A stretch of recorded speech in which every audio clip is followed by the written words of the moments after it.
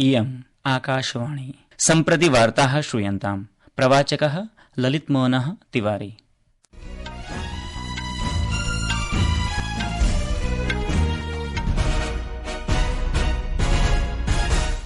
आदौ मुख्यवार्ताः। प्रधानमन्त्री नरेन्द्र मोदी उक्तवान् यत् क्षयरोग टीबी इति संजातः अपचयः भारतस्य अभिनवप्रयासानां परिणामः अस्ति। भारतीय जनता पार्टीति दलस्य वरिष्ठ नेता एवं गृहमन्त्री अमित शाह अद्य रांच्यां झारखण्ड विधानसभा निर्वाचनाय दलीयमेकं घोषणापत्रं संकल्पपत्रं प्रसारितवान्। विदेशमन्त्री डॉ जयशंकरः अद्यारभ्य ऑस्ट्रेलिया सिंगापुरयोः 6 दिवसीय यात्रायाम् अस्ति। भारतीय ऋतुविज्ञान विभागेन अद्य तमिलनाडु पुद्दुचेरी केरल चेत्यादिषु राज्येषु मेघगर्जनेन सह प्रचण्डवृष्टेः सम्भावना प्रकटिता। अद्य भ्रातृद्वितीयोत्सवः हर्षोल्लासेन उत्साहेन च आचर्यते। अपि च भारत न्यूजीलैण्ड देशयोः मध्ये प्रचाल्यमाने तृतीयां स्पर्धानां श्रृंखलायाः क्रिकेट निकषस्पर्धायां न्यूजीलैण्ड दलेन 3-0 इत्यन्तरालेन विजयं प्राप्तम्। अथ वार्ताः विस्तरेण। प्रधानमन्त्री नरेन्द्र मोदी उक्तवान् क्षयरोग टीबी इति संजातः अपचयः भारतस्य अभिनवप्रयासानां परिणामः अस्ति। तेन उक्तं यत् सामूहिक भावनायाः माध्यमेन टीबी रोगमुक्तं भारतम् अस्यां दिशि प्रयासं करोति। क्षयरोग संक्रमणं विरुध्य भारतस्य युद्धविषये विश्व स्वास्थ्य संघटनेन प्रकाशितस्य प्रतिवेदनस्य विषये टिप्पणीं कुर्वन् उक्तवान् यत् केन्द्र सर्वकारः भारतं क्षयरोगमुक्तं कर्तुं स्वस्य प्रतिबद्धतायां दृढमस्ति। मोदी अन्तर्जालीय पटल सन्देश माध्यमेन अवदत् यत् प्रशंसनीया प्रगतिः क्षयरोगस्य प्रकरणानाम् अवनतिः भारतस्य समर्पितानां नवीन प्रयत्नानां परिणामः अस्ति। सामूहिक भावनायाः माध्यमेन वयं क्षयरोगमुक्त भारतस्य दिशि कार्यं करिष्यामः इति।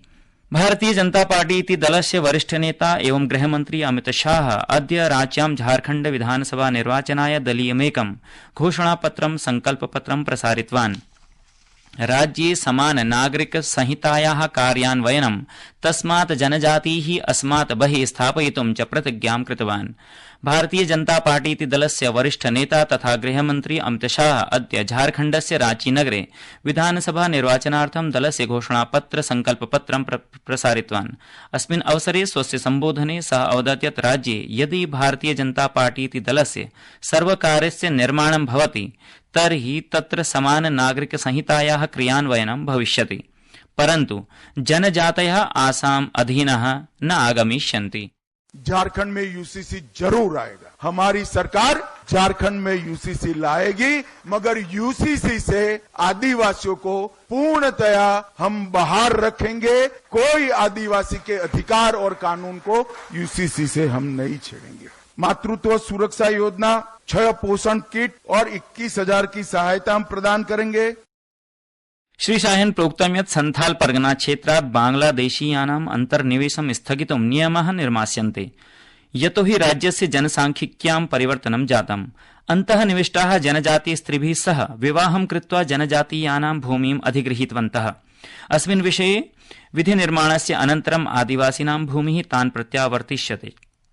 श्री अमित शाह अवदत् यत् राज्ये प्रत्येकं महिलायै गो दीदी योजनायाः अन्तर्गतं प्रतिमासं राज्यस्य 21,000 रूप्यकाणि प्रदास्यन्ते।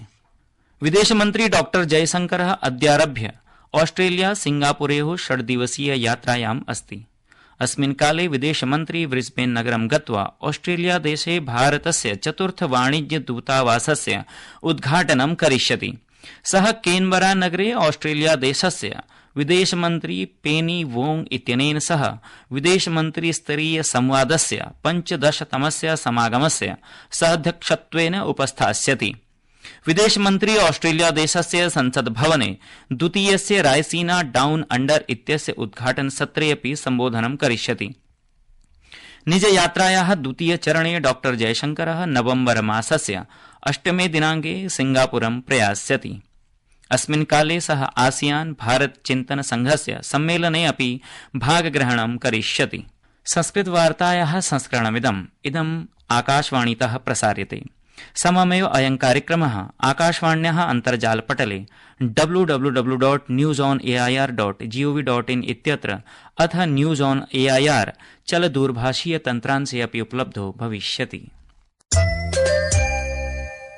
रेल मन्त्रालयेन अद्यारभ्य महोत्सवसमये यात्रिकाणां सौविध्याय विशेष व्यवस्थारूपेण दिल्लीतः देशस्य विभिन्नेषु भागेषु प्रायः 20 विशेष रेलयानानि चालयन्ति। तेषु दरभंगा, बरौनी, पटना, कटरा, मुजफ्फरपुर, बलिया, कामाख्या, आजमगढ़ चेत्येषां क्षेत्राणां कृते विशेष रेलयानानि सन्ति। विशेषतः छठ पूजायाः कृते अस्य मासस्य 2 दिनाङ्कतः 8 दिनाङ्कपर्यन्तं 45,100 अतिरिक्त रेलयानानि प्रचलन्ति। एवं प्रकारेण प्रतिदिनं प्रायः 2 लक्षाधिक अतिरिक्त यात्रिकाणां कृते रेलयात्रा सुलभा क्रियते। रेलमार्गेण अक्टोबर मासस्य प्रथम दिनात् नवम्बर मासस्य 30 दिनाङ्कपर्यन्तम् उत्सवेषु प्रायः 7,000 विशेष रेलयानानि व्यवस्थापितानि सन्ति।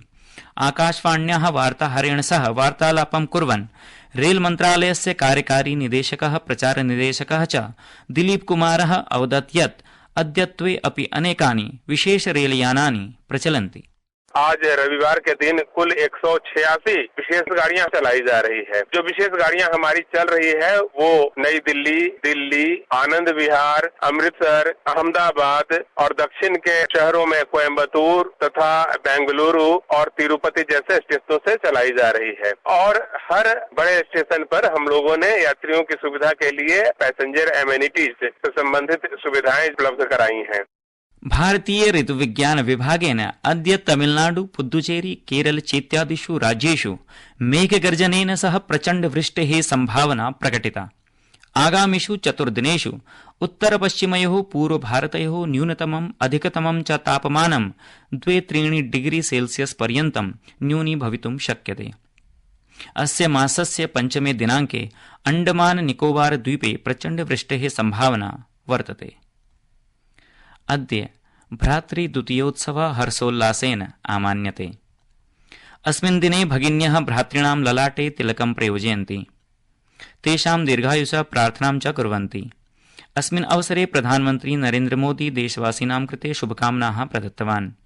अन्तर्जालीय पटल सन्देशमाध्यमेन असौ प्रोक्तवान् यत् एषः शुभः उत्सवः भ्रातॄणां भगिनीनां च स्नेहं सुदृढं करिष्यति।